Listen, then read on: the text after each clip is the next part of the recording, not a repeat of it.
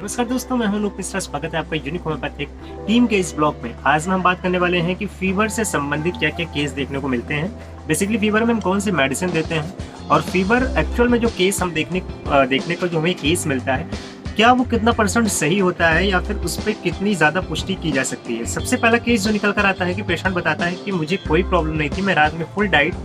लेकर सोया था और जब मैं मॉर्निंग में उठता हूँ तो मुझे फीवर आ जाता है। पहला केस। दूसरे केस में चीज़ें होती हैं कि पेशेंट को कफ, प्रोएजा, इन्फेक्शन, टॉन्सिलाइटिस, ये सारी चीज़ें होती हैं, देन उससे धीरे धीरे वो फीवर की तरफ चला जाता है। तो क्या ये दोनों चीज़ों में क्या सबसे ज़्यादा बेसिक कॉन्सेप्ट जो निकल कर आते हैं कि इन दोनों में कैसे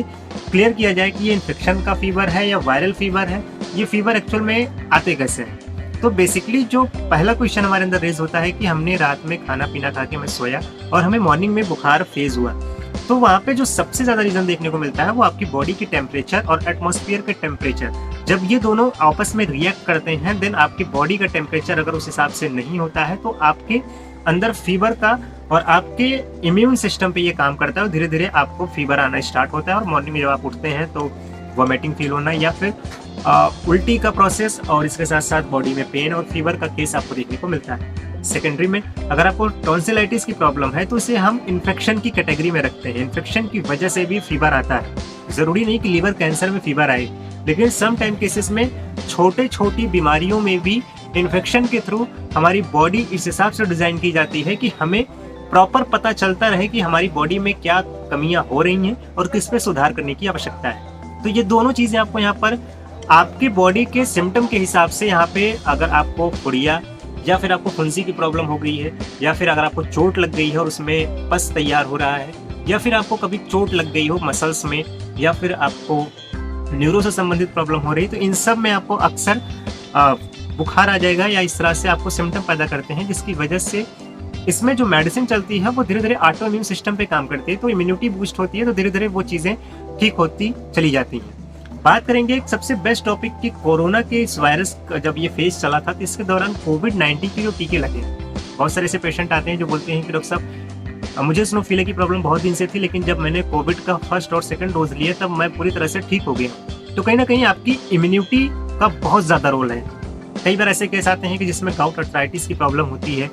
कोई मेडिसिन उसमें काम नहीं करती है, तो बेसिकली उसके इम्यूनिटी सिस्टम पे अगर काम करने के लिए अगर हम कोई मेडिसिन देते हैं तो बहुत अच्छा रिजल्ट वो लेकर आती है, क्योंकि एक्चुअल में यहाँ तक पहुँचने के लिए हमें समय लग जाता है। हम डिजीज के चक्कर में और मेडिसिन के चक्कर में तो फंस जाते हैं, लेकिन एक्चुअल में पेशेंट को क्या रिक्वायरमेंट है ये हम बहुत देर में समझ पाते हैं। तो यहाँ पे यही सारी चीज़ें होती हैं बेसिकली फीवर के। एंड थर्ड जो सबसे ज़्यादा क्वेश्चन रेज होता है कि अगर बुखार आता है तो क्या हमें पट्टी रखनी चाहिए या फिर नहीं रखनी चाहिए, तो इस पर भी हम बात करेंगे। देखिए, जब फीवर आपकी बॉडी पर होता है तो सबसे ज़्यादा जो अफेक्टेड चीज़ होती है वो आपका माइंड होता है, क्योंकि माइंड के हिसाब से ही आपके बॉडी में सारे वर्कआउट होते हैं। माइंड का जैसा संतुलन होता है आपके हाथ पैर उसी तरह ही काम करते हैं। तो सबसे ज़्यादा आपको कमज़ोर करने के लिए आपके माइंड पे सबसे ज़्यादा फीवर का अटैक होता है। तो इसमें आप बिल्कुल पट्टी रख सकते हैं और पट्टी को ठंडे पानी में रखना होता है, यानी कि आपके पास अगर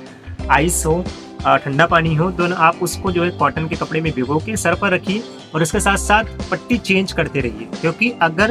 हीट एनर्जी कपड़े के अंदर और स्किन के अंदर दोनों बरकरार रहेगी तो फीवर का जो उतरने का प्रोसेस 6 घंटे लगेगा वो फिर आपको 1 दिन या 1.5 दिन लग जाता है अगर आप उसे प्रॉपर चेंज नहीं करते हैं। तो यहाँ पे ये बेसिक चीज़ें हैं जो आपको फीवर के दौरान याद रखनी है। और अगर आपको फीवर से संबंधित कोई प्रॉब्लम है तो आप हमें नीचे कमेंट सेक्शन में बताएं, और अगर इस हिसाब से अगर कोई डेंगू, मलेरिया या इस सब से प्लेटलेट डाउन हो रहा है या ऐसे भी कई सारे सिम्टम जो कि इन्फेक्शन की वजह से आपको फीवर कभी छोड़ता नहीं है, या फिर लीवर में इन्फेक्शन की वजह से आपको फीवर बना हुआ है, इन सब केस के लिए अगर आपको कोई प्रॉब्लम है तो आप नीचे कमेंट सेक्शन में जाकर वहाँ से या फिर हमारे डिस्क्रिप्शन बॉक्स में आके आप हमें पर्टिकुलर मिल सकते हैं और अपनी पूरी डिटेल, अपनी जाँच आप हमें भेजें। हम आपको पूर्ण